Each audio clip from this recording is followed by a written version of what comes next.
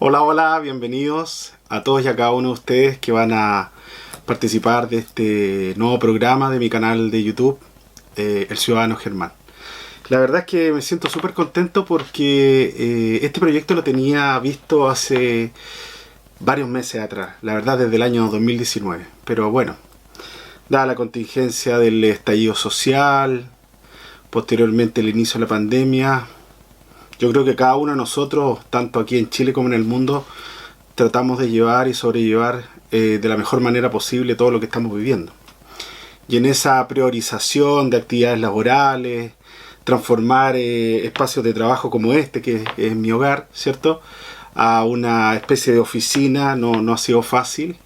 Pero bueno, hoy día 9 de agosto de 2020 se inicia el primer capítulo de este programa que yo espero sinceramente que pueda acompañarnos durante mucho tiempo. Eso va a depender mucho de la capacidad de yo poder enviarle un mensaje y de que ustedes participen a través de las redes sociales y de los mecanismos que vamos a ir también verificando en cada uno de los capítulos. Este es el primer capítulo, por lo tanto pueden haber acciones, omisiones de todo tipo, ¿cierto?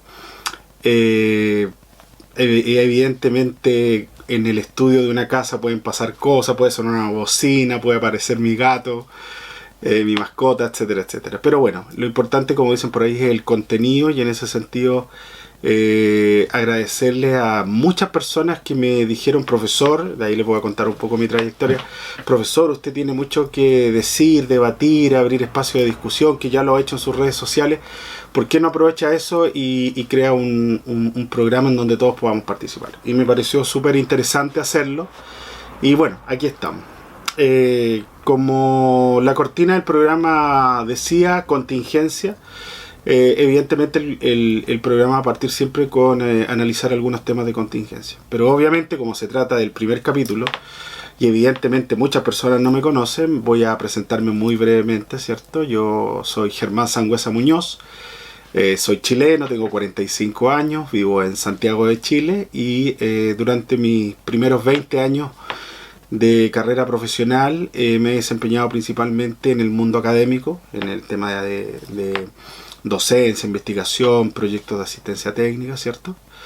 Desde mi formación inicial, yo tengo 2 carreras de pregrado. Mi primera en administración pública, soy licenciado en ciencia de la administración pública, y posteriormente por diversas razones de la vida me formé como sociólogo, licenciado en sociología. Por lo tanto, mis áreas principales están en la administración, en las políticas públicas, en la economía, en la sociología. Ya a nivel de posgrado, posteriormente realicé estudios de un magíster en gerencia y políticas públicas, ¿cierto?, por mi interés en esos temas. Y actualmente estoy terminando mi tesis doctoral en ciencias sociales, en una tesis de economía, de macroeconomía específicamente. Así que bueno, por alguna razón me ha tocado estudiar harto. También he tenido que ir a perfeccionarme al extranjero, a México, a los Estados Unidos preferentemente. Así que la verdad que siento que puedo generar un espacio de discusión importante. Obviamente este programa, ni mi voz ni mis opiniones van a ser ni la realidad absoluta, ni un oráculo de lo que hay que hacer, ni una directriz de lo que hay que plantear, bajo ningún punto de vista. Este programa tiene otra visión, justamente, que abrirse al espacio de la discusión de la idea y desde la contingencia analizar temas que para nosotros son relevantes. Obviamente más adelante, durante el desarrollo del programa, de este y otros, los dejaré invitados a que puedan mandar correos con preguntas, que puedan participar. Vamos a tratar de hacer entrevistas posteriormente. Vamos a ir viendo cómo se va desenvolviendo esto en un escenario casero de mucha fraternidad, ¿cierto? Y obviamente interactuando con aquellas personas que quieran participar de este programa. Bien, bueno, al principio, cuando estaba pensando en partir con este primer capítulo, pensaba inmediatamente en incorporarme al tema de la pandemia, ¿cierto? Todo lo que es el COVID-19 y su efecto en la economía nacional e internacional, ¿cierto?, como primer tema. Sin embargo, acá en Chile, ¿cierto?, hoy día estamos a 9 de agosto del 2020, hace 3-4 días atrás, el país entero se estremeció por una noticia tremendamente triste, por la el fallecimiento de una niña, no voy a dar el apellido, ¿cierto? Ámbar, de 16 años, el caso Ámbar que se conoce. Muy triste en Villa Alemana, fue encontrada sin vida, ¿cierto? Pero detrás de eso, que ya es triste, que ya es fuerte, hay una historia que genera muchos análisis, ¿cierto? ¿Por qué razón? Porque la niña Ámbar tenía un historial de una situación, una estructura familiar disfuncional, ¿cierto? De pareja separada, su padre se va a trabajar a otro sector del país, ¿cierto? Medianamente se hace cargo de algunas cosas, principalmente de la provisión de una pensión mensual, ¿cierto? Y de algún otro tipo de interés en términos afectivos. Sin embargo, eso en términos integrales es bastante insuficiente, porque Ámbar, desde la poca vida que alcanzó a tener en este mundo terrenal, ¿cierto? Transitó por el Sename, su madre, en su legítimo derecho, inicia una relación con una persona que había y que tenía antecedentes penales bastante graves, había cometido doble homicidio a su expareja y al hijo de su pareja, por lo tanto era una situación más que grave, y obviamente ante eso la justicia chilena había decretado una condena de 27 años de cárcel. Pues bueno, lamentablemente, y digo lamentablemente por los hechos que aparecen ahora, se le concede una libertad a los 11 años de cumplir de llevar la condena, es decir, le quedaban 16 años restantes, por parte de la Corte de Apelaciones de Valparaíso, que hizo una apertura de libertad a muchas solicitudes en el año 2016, situación que está generando una polémica gigante en Chile respecto a cuáles fueron las condiciones sobre las cuales se tomó una decisión que incidió en un 90% de las solicitudes, ¿cierto?, para acceder a esta libertad, y que involucró a más de 700 casos de reos, muchos de ellos con antecedentes bastante graves, como el caso de Hugo Bustamante, que aparentemente, en virtud de todas las pruebas, la persona que terminó con la vida de Ámbar. Por lo tanto, aquí, obviamente un poco por respeto a los pocos días que se lleva esta noticia, no he querido indagar más o plantearme de otra forma, sino que obviamente lamentarlo desde el punto de vista humano, pero abrir una reflexión respecto a qué pasa desde el punto de vista de las instituciones, de la institucionalidad que nos hemos dado como democracia en Chile, para que estas cosas estén ocurriendo, y desde la perspectiva del análisis social. Es decir, acá están floreciendo una serie de conceptos relevantes, tales como el abandono, la incapacidad de instituciones públicas como el Sename de poder generar una red de apoyo sólida para que estas cosas se traten de prevenir lo mejor posible. Condiciones discursivas respecto a quién es el culpable, porque en los primeros días todos estábamos buscando el culpable de la muerte de Ámbar, ¿cierto? No solo de este homicida, Hugo Bustamante, ¿cierto? Sino por qué la mujer, en este caso la mamá de Ámbar, toma la decisión de emparejarse con una persona de esas características, de privilegiar esa relación por sobre la estabilidad emocional de su hija. Y ahí aparecen otras condiciones. Bueno, ¿por qué a la madre se le carga toda esta responsabilidad cuando el padre biológico, según ciertos antecedentes, si bien es cierto, cumplía con algunos aspectos relacionados con proveer una pensión, ¿cierto?, que tampoco se sabía bien cuál era el uso de esa pensión? ¿Por qué tanta carga de la estructura social nuestra hacia la madre de Ámbar y no tanta carga hacia el padre, ¿cierto? Ahí en la figura discursiva aparece un tema que también ha abierto bastante polémica, principalmente porque los primeros días, en esa condición de ira, de rabia, que incluso yo sentí cuando se supo de la noticia de Ámbar, porque la estaban buscando, no se sabía si iba a ser encontrada con vida, hasta que ocurre lo más terrible, ¿cierto? Se generó esa condición, que vuelva la pena de muerte, que estos casos no se pueden volver a repetir. La justicia chilena es incapaz de resolver temas tan importantes como este, la madre tiene mucha culpa, ¿cierto? Por lo tanto, deja, en mi opinión, y un poco desde la perspectiva del análisis sociológico, si lo queremos decir, una tremenda lección, o más que nada una oportunidad, para poder debatir respecto de lo que está ocurriendo en nuestro país.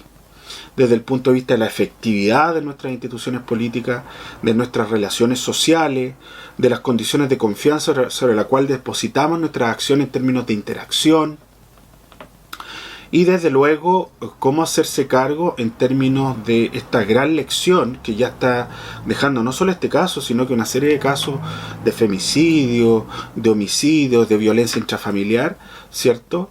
Que en un contexto del Chile del siglo XXI ya la situación se pone mucho más compleja. En el siglo XX, en la década de los 80, en la década de los 90, en los 70, había muchas situaciones de impunidad, las mujeres no estaban correctamente protegidas desde el punto de vista de la legalidad, ¿cierto? Desde el punto de vista de las redes asistenciales, por decirlo algo. Y me centro principalmente en las mujeres porque obviamente el tema de la violencia, todos los seres humanos estamos incorporados en eso, y también hay hombres, ¿cierto? U otras denominaciones que tienen estos problemas de violencia. Pero detrás de esto también hay una mirada desde la perspectiva de la violencia del Estado, de esta violencia de carácter estructural, puesto que cuando se habla de violencia estructural quiere decir que el Estado, desde el punto de vista de su ordenamiento jurídico, desde su macroestructura, no es capaz de hacerse cargo, por ejemplo, de la equidad y la igualdad de oportunidades, de promover el bienestar, en este caso de los niños, de las niñas, de los adolescentes, ¿cierto?, de nuestros adultos mayores. Hay algo que no está funcionando y que efectivamente nos deja una gran lección respecto a las relaciones entre lo que venía haciendo Chile en términos de crecimiento económico a las condiciones del Chile en el siglo XXI respecto de lo que es el desarrollo. Y ahí, y probablemente lo vamos a poder conversar más adelante, hay una brecha muy importante para llegar a tener una condición de un país desarrollado. Si un país no es capaz, desde el punto de vista de su institucionalidad, de su estructura social, promover condiciones, no solo de estabilidad, de cariño, de afecto, condiciones materiales, sino que de perspectiva de desarrollo de los proyectos de vida individuales y de los proyectos de vida colectivos, pensando que somos un Estado-nación, ¿cierto? Evidentemente van a pasar muchos años para que se hable realmente de una condición de desarrollo más allá del crecimiento económico. Desde luego este tema da para hablar mucho más, pero por razones principalmente de respeto a una situación que está muy todavía en la coyuntura, lo voy a dejar hasta ahí como para incluso también escuchar sus opiniones, donde podríamos el día de mañana seguir indagando en esos temas. Así que obviamente con mucho afecto y una condición simbólica, esperar que la niña Ámbar descanse en paz. Y obviamente que aquellas personas que la quisieron, que le dieron afecto, así como hubo carencia, encuentren de alguna forma una paz que no solo va a estar dada desde el punto de vista de la justicia, sino que de la gran lección que nos deja este caso tan lamentable ocurrido en Chile en los últimos días. Bien, vamos a pasar a otro tema que era el que yo quería hablar en primer término al principio de este programa 1 del Ciudadano Germán, que es el tema del caso de la pandemia y su efecto en la economía nacional e internacional. ¿Por qué lo centro principalmente en la economía? Porque efectivamente este tema reflexivo de la pandemia da para muchas aristas, ¿cierto? Sociales, políticas, y probablemente en cada capítulo vamos a ir viendo algunas aristas. Pero en la coyuntura, pensando que este primer capítulo siempre en su primera etapa habla de contingencia, lo que queremos plantear justamente es el tema de cuáles son los efectos reales que tiene en la economía mundial este tema de la pandemia, ¿ya?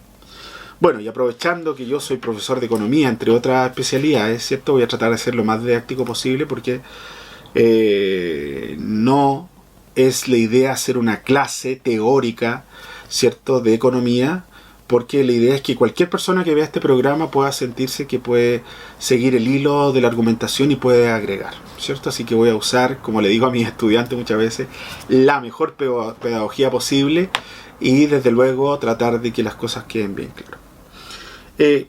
Pensemos antes de la pandemia. o cualquier elemento exógeno a la economía, ¿cierto? Porque también en Chile tuvimos un gran estallido social y evidentemente parece que viene nuevamente una situación importante con el tema del plebiscito, con el tema de los problemas internos del país. La economía, por definición, hace como ciencia que estudiemos cómo nosotros como sociedad nos ponemos de acuerdo para satisfacer nuestras necesidades, ¿cierto? Que son múltiples, que son jerarquizables, ¿cierto? Necesitamos dormir, hidratarnos, comer, trabajar, educarnos, recrearnos, etcétera, etcétera. Pues bueno, hay una convención de mucho tiempo en donde la base de promover la satisfacción de las necesidades, ¿cierto?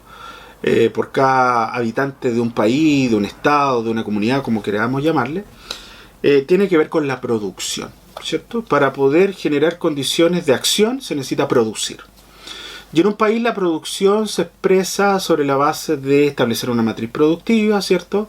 De acuerdo a los recursos naturales que tenga, al nivel de industrialización, a los servicios que provee. Y en términos de indicador, el indicador por excelencia que mide el crecimiento de los países es el Producto Interno Bruto. Es decir, toda la producción de un año de bienes y servicios, voy a hablar de la convención, desde el 1 de enero hasta el 31 de diciembre de un año, se suma, ¿cierto?, a través de ciertos mecanismos técnicos y se llega a una resultante. Y ese es el nivel de producción que tiene un país, ¿cierto? Y esa producción permite abastecer a este país en particular y establecer relaciones de intercambio, ¿cierto? Relaciones de intercambio con otros países. No sé, Chile exporta cobre, celulosa, ¿cierto? Producción marítima, etcétera, etcétera. Y desde fuera del país necesitamos comprar automóviles, esta tecnología que nos permite hacer el programa, etcétera, etcétera. Los famosos términos de intercambio. Pues bueno, la producción depende de una serie de factores productivos, ¿cierto? El territorio, la tecnología, el capital financiero, el trabajo, para poder desenvolverse, y eso permite que las economías de los países se sustenten y puedan generar empleo y pueda generarse un equilibrio en la economía. Cualquier situación interna, como los economistas dicen endógena, o cualquier situación externa, exógena, que afecte esa producción, es grave. Es grave porque es como que nosotros en nuestro cuerpo humano hay algo en nuestra irrigación sanguínea que no permite la correcta irrigación, o en nuestro aparato respiratorio, o estamos comiendo mal, o nos estamos hidratando mal. Inmediatamente el cuerpo empieza a generar ciertos síntomas y decir, a ver, está pasando algo, y te da alerta. Alerta de preocúpate de que tu salud no está buena, o hasta el peor de los casos cuando se fallece, ¿cierto? Pues bueno, la producción de un país necesita tener una serie de elementos de estabilidad. Y obviamente con la pandemia lo que se afecta gravemente es la producción, ¿cierto? La producción. ¿Por qué? Porque dado esta condición de un problema de salud pública, ¿cierto? De un virus que empieza a iniciarse su información en la ciudad de Wuhan, en China, ¿cierto? Empieza a propagarse al mundo, las autoridades mundiales, Organización Mundial de la Salud, cada uno de los ministerios de salud, autoridades sanitarias de los países, los gobernantes empiezan a dar señales de alerta, y esto a contar de febrero muy fuertemente, porque comenzó incipientemente a fines de diciembre del 2019, enero, muy fuerte en febrero, y en el caso de Chile, América Latina, muy fuerte en marzo, empieza a impedir la producción porque ya no podemos salir a trabajar, es muy riesgoso, ¿cierto? Empiezan a haber contagios que llevan a causas de muerte, empiezan a colapsar los servicios médicos, y obviamente se genera un problema de salud pública donde el elemento central es cuidar la vida de todos los habitantes del planeta, por decirlo de alguna forma. Por lo tanto, es imposible mantener una producción normal. Por lo tanto, esa producción, que si por ejemplo en un país es producir todo un año, satisfacer la necesidad del país, exportar, tener términos de intercambio, suma 1000, lo que se esperaría que al otro año, sobre la base de ciertas condiciones, se pudiera producir igual o mayor, para mantener un crecimiento constante o un aumento en el crecimiento. No sé, si era 1000 y en el otro año 1050, se saca la relación, bueno, el país está creciendo un 5% y eso genera bienestar por diversas razones. Sin embargo, lo que vamos a ver en el caso chileno y en el caso de prácticamente toda la economía del mundo es números negativos. O como dicen los economistas, contracción económica, recesión. Es decir, la relación entre el crecimiento del año pasado a este no va a ser con un signo más, sino que va a ser con un signo menos, ¿cierto? Y eso voy a explicar algunas cifras y después voy a explicar en qué nos afecta en el diario vivir, ¿cierto? Voy a hablar específicamente de Chile, obviamente, como para focalizarlo más, pero uno ahí puede hacer algunas señales internacionales, ¿cierto? Hasta el año 2019, más o menos, el Producto Interno Bruto del país era del orden de los 294.000 millones de dólares, ¿cierto? Teníamos hartas ganas de llegar a los 300.000 millones de dólares, pero por distintas razones no se llegó, pero esa es más o menos, a números gruesos, el Producto Interno Bruto chileno, ¿cierto? Y de eso, el gasto público, es decir, la injerencia que tiene en el Estado en la economía, es más o menos 23-24% del producto. 68.000 millones de dólares, números más, números menos, pero para generar ciertos promedios, ¿cierto? Inflación, que es el aumento sostenido del nivel de precios de la economía. Chile hace mucho tiempo que tiene una economía bastante estable en términos de la inflación, ¿cierto? La autoridad monetaria, el Banco Central y las políticas monetarias han sido bastante eficaces, por lo tanto tenemos una inflación siempre entre el 3 y el 4%, que internacionalmente eso es muy bueno y muy competitivo, ¿cierto? La última cifra, la inflación acumulada para este año 2020, 1,3%, y en el último periodo 2,5%. Por lo tanto, desde el punto de vista de la inflación, que es uno de los grandes flaqueos de la economía, bien, estamos bien. Y eso ya es un elemento a favor. Sin embargo, y aquí seguramente aquellas personas que han tenido una formación económica, macroeconómica, otro de los flagelos importantes de la economía es el desempleo. Es decir, de una población económicamente activa que está en condiciones de trabajo, ya sea por condiciones de salud, estructura etaria, rangos de edad y voluntad de trabajar. Bueno, hay un grupo importante de personas que no lo pueden hacer. Y eso sí que es grave. Y en el caso de Chile aquí tenemos cifras bastante malas. El Instituto Nacional de Estadística hace muy poco, para finales de julio del 2020, indicó que la tasa nacional de desempleo es un 12,2%. Y en el Gran Santiago, junto a una encuesta que hace una prestigiosa universidad, la Universidad de Chile, el desempleo en Santiago sobrepasa el 16%. ¿Ya? En condiciones normales, promedio, Chile, sin estallido social, sin pandemia, se mueve entre el 6 y el 7%. Ahí, un poquito más, un poquito menos, pero en ese rango. Por lo tanto, cualquier elemento sobre el 7,5, el 8, ya empiezan todos a alarmarse porque es una situación bastante compleja. Pues bueno, ahora tenemos 12,2 a nivel nacional y 16 en Santiago, obviamente el lugar territorial de Chile donde hay mayor población económicamente activa, ¿cierto? Por lo tanto, una situación muy complicada. Si a eso le agregamos las condiciones contractuales excepcionales que se han generado en la pandemia, de acuerdo a ciertas regulaciones estatales, etcétera, esta condición de desempleo pudiera ser incluso superior al 20%. ¿Ya? O sea, de un 7% promedio normal a un 20%. En la crisis subprime de Estados Unidos 2008, que también afectó al mundo, Chile 2008, 2009, el 2008, ¿cierto? Tuvo cifras de 2 dígitos, 10%. Un poquito más del 10%. Y ya era complicado, ¿cierto? Pero se entendía que había una crisis, el Estado, como siempre se dice en las políticas fiscales, aumentó su nivel de gasto, políticas fiscales expansivas, ¿cierto?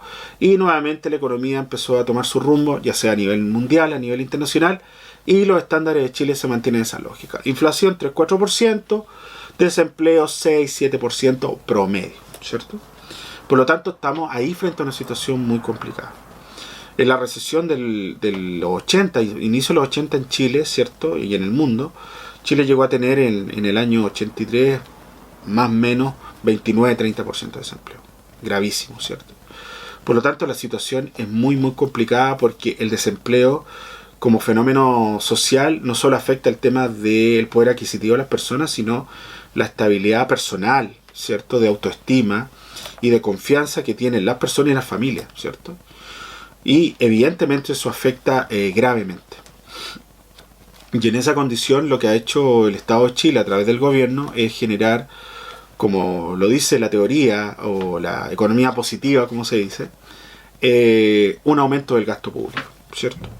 Hoy día ningún economista del país, ya sea de izquierda, de derecha, de centro, a nivel internacional, podría cuestionar que la mejor medida es aumentar el gasto público, ¿cierto? ¿Por qué? desde los fundamentos keynesianos, ¿cierto?, de John Maynard Keynes, desde otros fundamentos. Cuando hay crisis, el Estado tiene un rol protagonista, ¿cierto? Claro, cuando no hay problemas en el mundo, cuando todo anda bien, todos se olvidan un poco del señor Keynes, y la gente que es más liberal, los empresarios empiezan a decir: por favor, señor Estado, no se meta tanto, déjeme hacer mis cosas a mí. Pero cuando vienen las crisis, acuérdense, siempre el Estado salva. Yo no lo he visto con el tremendo espaldarazo que le ha dado la Reserva Federal de los Estados Unidos a Donald Trump, ¿cierto?, con una cantidad pero de billones y billones de dólares, ¿cierto?, impresionante. Alemania, Francia, Japón, Corea del Sur, Chile, etcétera, etcétera. Desde los países más desarrollados a los países más modestos, todos los estados han incrementado su gasto público, ¿cierto? Sin embargo, esa situación hay que tener cuidado, porque si bien es cierto, eso permite, entre otras cosas, generar transferencias, bonos, subsidios, etcétera, etcétera, para aliviar esta carencia de ingresos por el tema del desempleo. También tiene que llevarnos una reflexión de que no hay como un saco pleno, eterno, porque efectivamente esto nos puede traer problemas para más adelante. Entonces ahí hay que tener mucho cuidado, ¿ya? Actualmente el déficit proyectado, el déficit público, es decir, el presupuesto del país, va a ser del orden del 10% de déficit, se proyecta. Es decir, entre los ingresos y gastos va a haber mucho más gastos que ingresos, y eso genera un 10% de déficit, ¿cierto? Que para algunos dicen que es algo ponderado, que es algo que se puede manejar, ¿cierto? Pero recordemos, y voy a agregar la cifra de deuda pública, pudiéramos llegar al 40% del Producto Interno Bruto dentro de los próximos 7-8 meses, ¿cierto? Por lo tanto, una situación complicada, porque deuda pública, la deuda del Estado de Chile, ¿cierto?, 40% del PIB, es decir, sáquele el 40% a casi 300.000 millones de dólares, es harto dinero en deuda.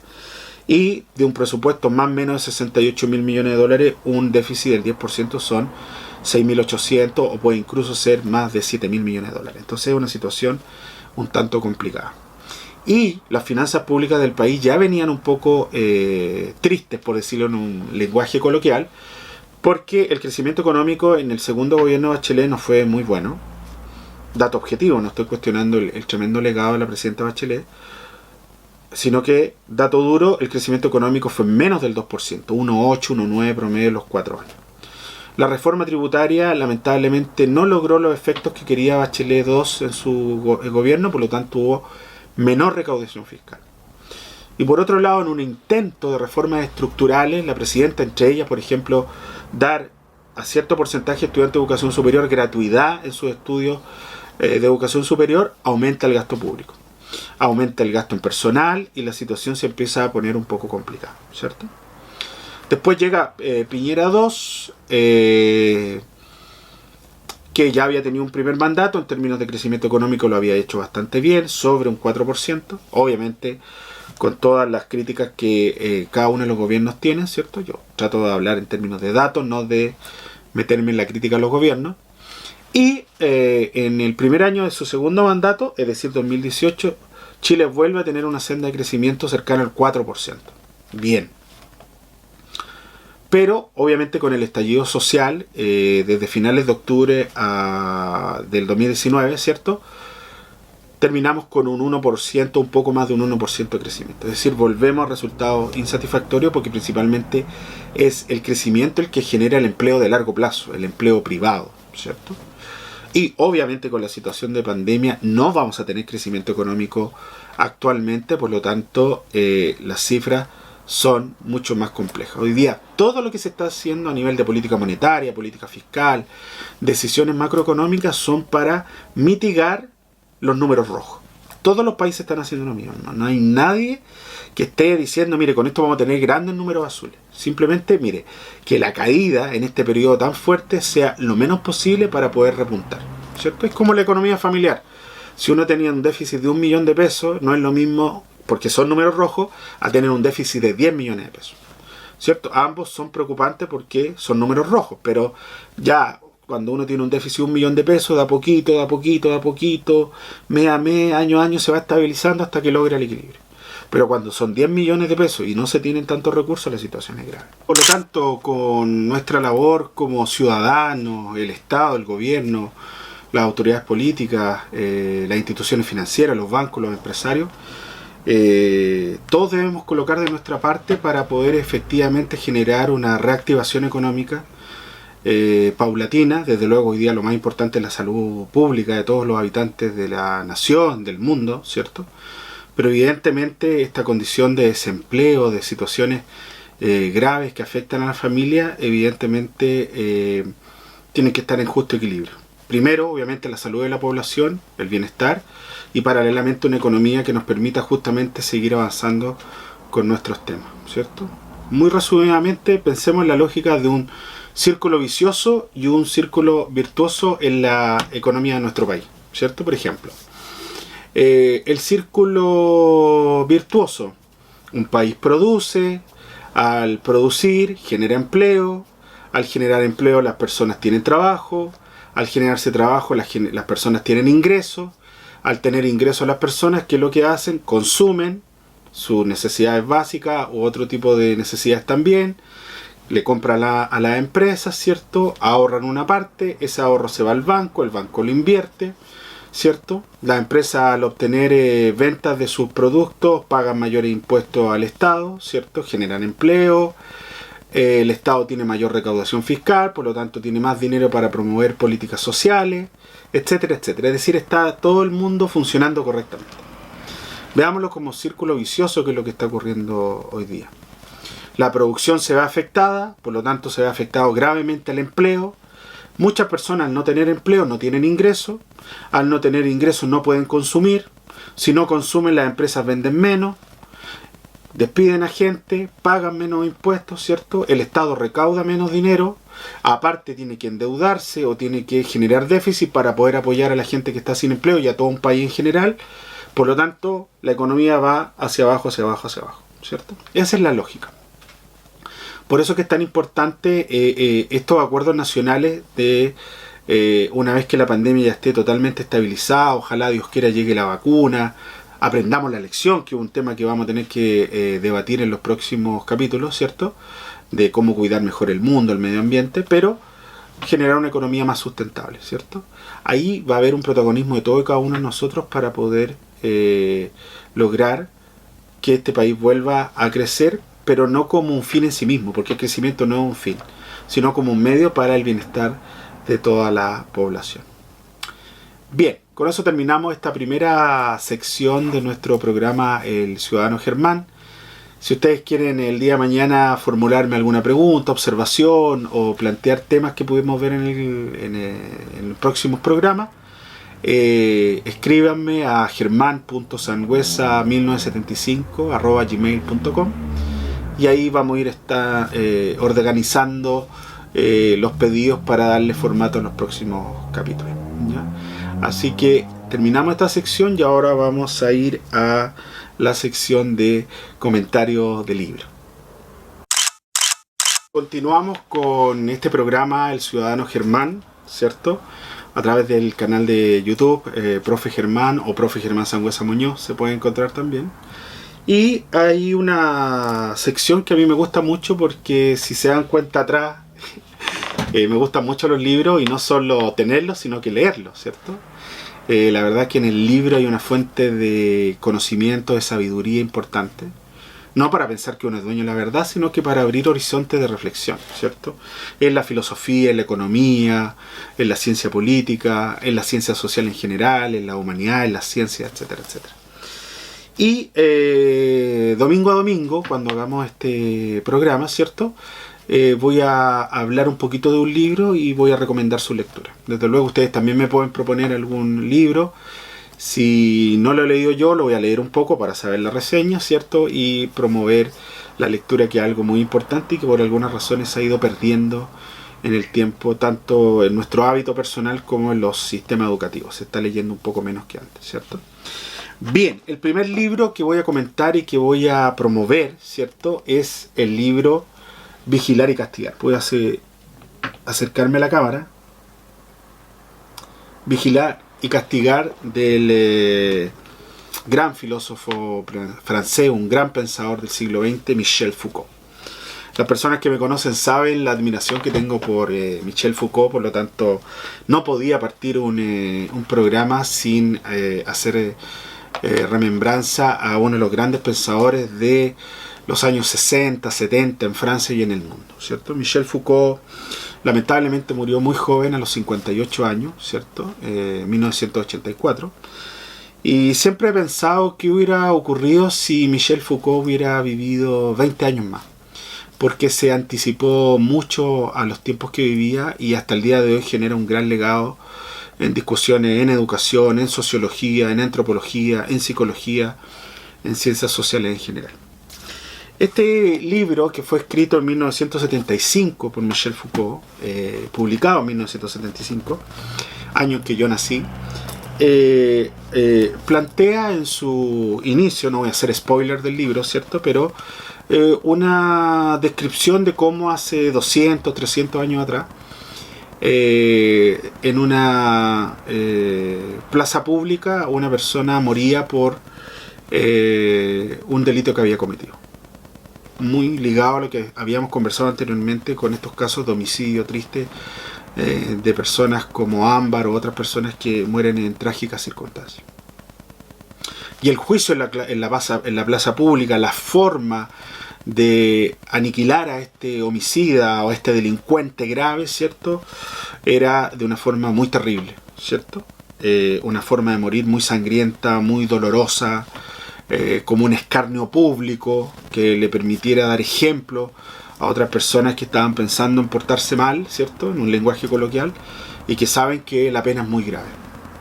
Sin embargo, Michel Foucault, en este tratado, entre muchas otras cosas, lo que plantea es que tanto la sociedad moderna y la configuración del Estado moderno lleva a configurar una salida más racional, ¿cierto?, a el confinamiento de la prisión, porque finalmente el libro se llama El nacimiento de la prisión, ¿cierto? Es una medida más moderna, más acorde a los tiempos, el no hacer un desmembramiento de una persona en una plaza pública, sino que un confinamiento para eventualmente movilizar los cuerpos, someterlos a instancias de poder, de autoridad, para que puedan eventualmente reinsertarse en una sociedad, ¿cierto? Aislarlo en un momento y posteriormente verificar las posibilidades de que se puedan reinsertar y pagar su pena, ¿ya? Por eso se llama El nacimiento de la cárcel. Pues bueno, este libro deja grandes enseñanzas reflexivas en la lógica de cómo lo hace Michel Foucault, ¿cierto? Pensar, analizar, ver desde aparatos genealógicos, ¿cierto?, qué elementos configura lo que hablamos hoy día. Tiene una data mucho anterior, ¿cierto? Y se establece por un lado un planteamiento de lo que se llama la sociedad disciplinaria, ¿cierto? El ordenamiento de los cuerpos por parte del Estado, de la autoridad, del poder, ¿cierto? La legitimidad establecida en términos de poder establecer una sanción. Esa sociedad disciplinaria, ¿cierto? Y lo extraordinario que tiene Foucault, no solo en este libro, sino que en muchas de sus obras, es que aumenta su grado de influencia en otros aspectos. Y esta condición de sociedad disciplinaria se ve en los aparatos de consumo, en las sociedades consumistas, en las estructuras escolares. Yo he visto varias muestras en las redes sociales cuando se homologa la cárcel a la escuela, homologando a Michel Foucault, ¿cierto? En la cárcel hay que cumplir horario, suena el timbre y hay que hacer la cama, hay que ir al desayuno, hay que ir a hacer alguna obligación, ¿cierto? Hay que cumplir con ciertas normas, hay que mantener distancia, etcétera, etcétera. Es decir, el disciplinamiento se ve no solamente en instancias como la cárcel, sino que también en otras instituciones como la institución escolar o en las formas de dominación disciplinaria, por ejemplo, el consumo en una sociedad que ya estaba dando señales de que el consumo podía ser un disciplinamiento, ¿cierto? Por lo tanto, ahí hay un tema muy importante, porque también se abre un debate de que seguimos en esta lógica de unas medidas de disciplina, ¿cierto?, de disciplinamiento, o ha sido superado, ¿cierto? Hay un filósofo francés que se llevaba muy bien con Michel Foucault, también brillante, ¿cierto?, Gilles Deleuze, que hablaba de que esta sociedad disciplinaria avanzó hacia una sociedad del control, ¿cierto? pero evidentemente parte desde los planteamientos de Michel Foucault. Y ahí yo creo que este libro tiene un gran valor en ese sentido. Y obviamente, para no ser spoiler del libro, les dejo planteado el tema de el panóptico, un concepto que yo lo encuentro extraordinario. No es de Michel Foucault, sino el que él lo toma de otro autor, ¿cierto? Pero lo que plantea es cómo se genera un control de los cuerpos, del sometimiento de los sujetos, ¿cierto? A partir de dispositivos que nosotros ni siquiera somos capaces de ver, ¿cierto? Y esta figura del panóptico, que es como que alguien te mira, te observa, pero tú no lo puedes mirar desde una cápsula, te genera un comportamiento disciplinario sin tener que ver o sin tener que alguien esté a tu lado, ¿cierto?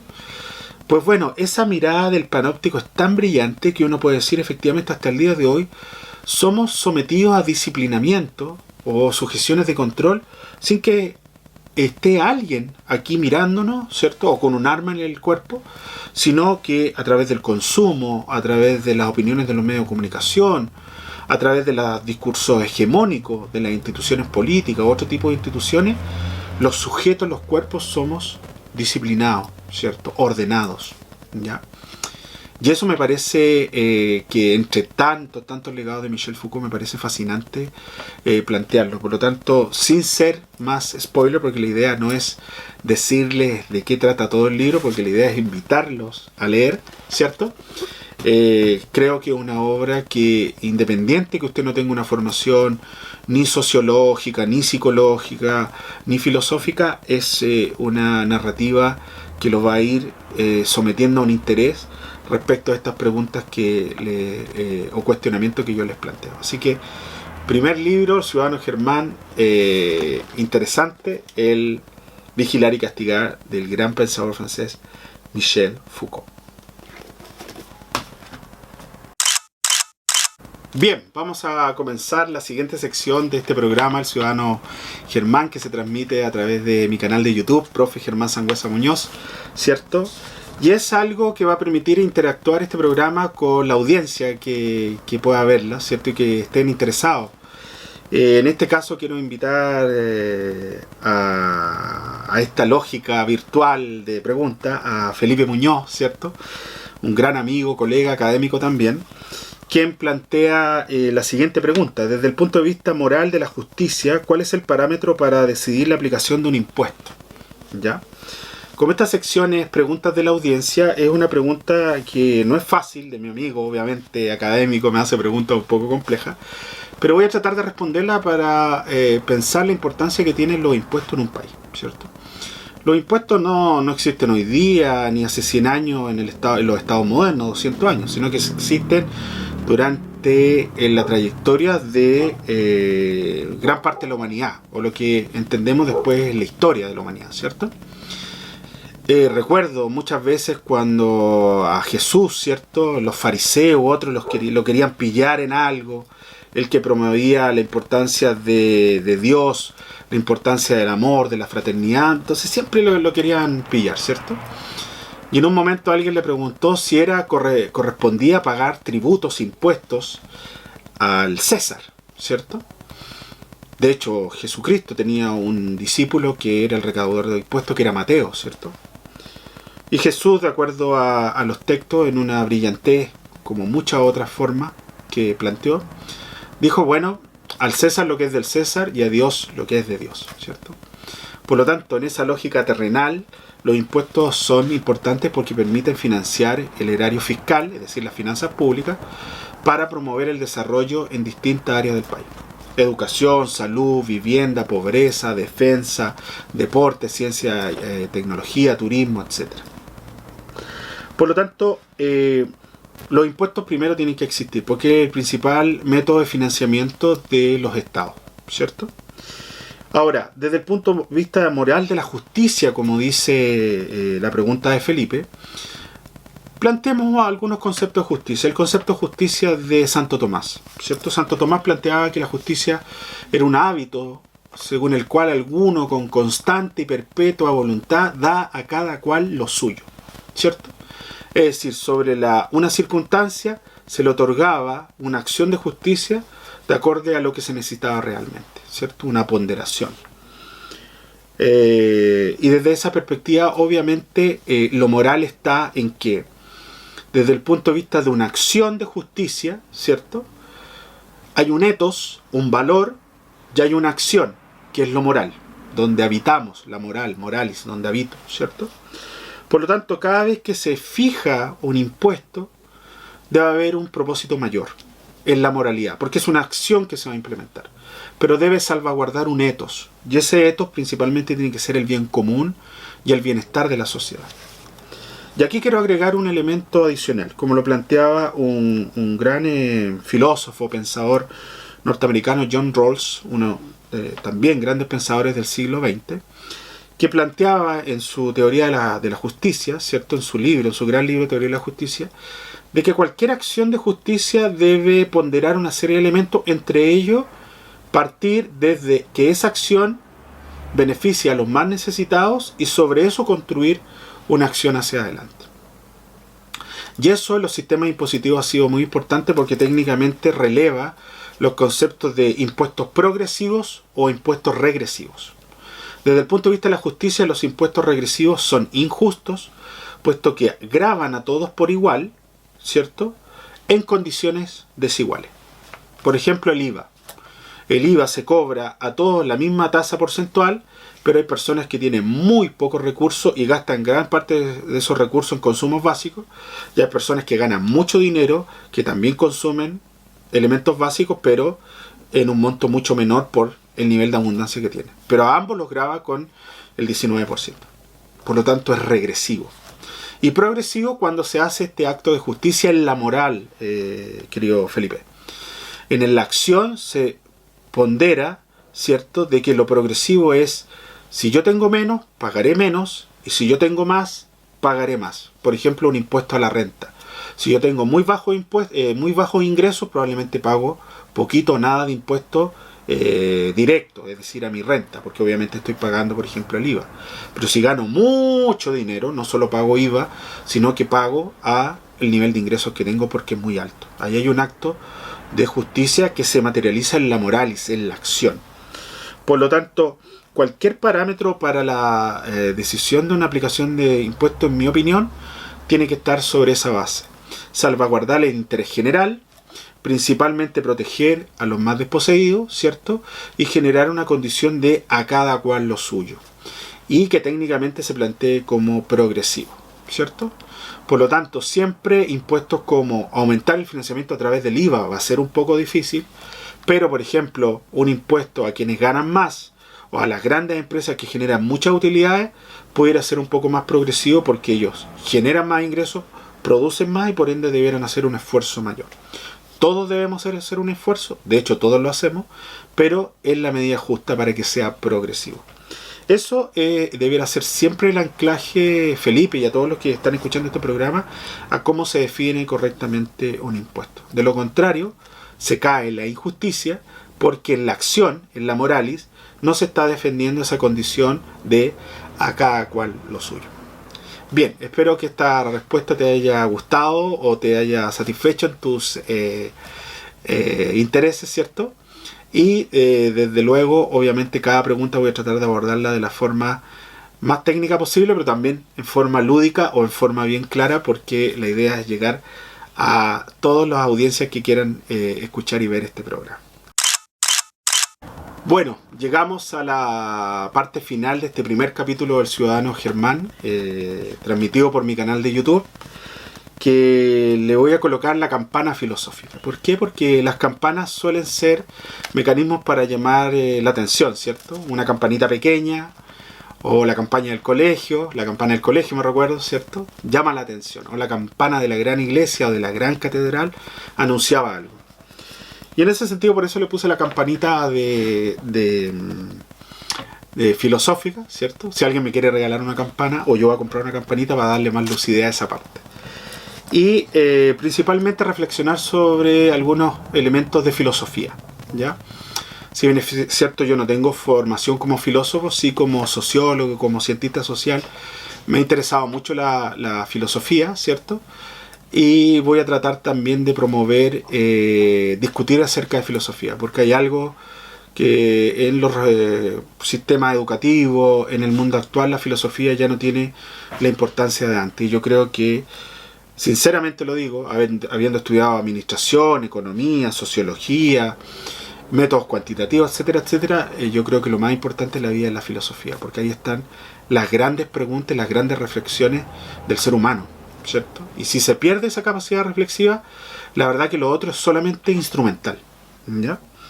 Pues bueno, ahora sí, yo que no soy muy amigo de la tecnología, aunque he tenido que hacerme amigo por razones lógicas, voy a leer un pequeño extracto de un planteamiento de un filósofo griego, Heráclito, que dice así: todo fluye, todo está en movimiento y nada dura eternamente.